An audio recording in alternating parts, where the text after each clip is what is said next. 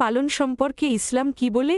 ইসলামের দৃষ্টিতে বিড়াল পালনে কোনো অসুবিধা নেই, তবে বিড়ালকে পর্যাপ্ত খাদ্য পানীয় সরবরাহ করতে হবে।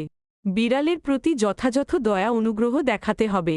বিড়ালকে কোনো ধরনের কষ্ট দেওয়া যাবে না, তবে সবসময় সতর্ক থাকতে হবে। বিড়াল কোথাও নোংরা বা অপবিত্র করলে সেটা যেন পরিচ্ছন্ন করে নেওয়া হয়। বিড়ালের ওপর কোনো ধরনের অবিচার হলে গুনাহগার হতে হবে।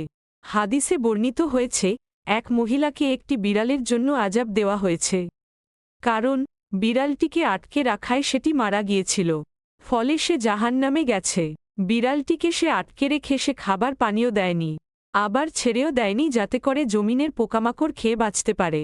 মুসলিম 5745।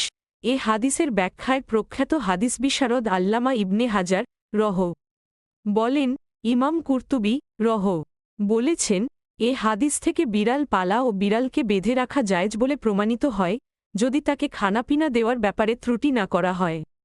ফাতহুল বারী 6-412।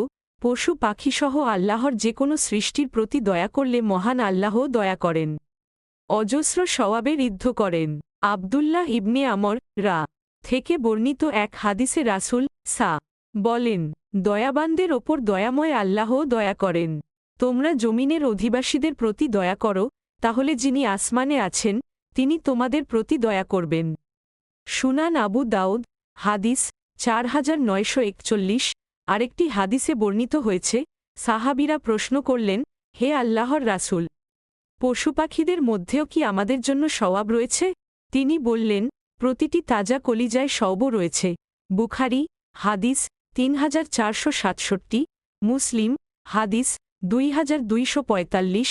এছাড়াও রাসূল নিজের অজুর পাত্র থেকে বিড়ালকে পানি পান করানোর কথা হাদিসে উল্লেখ রয়েছে।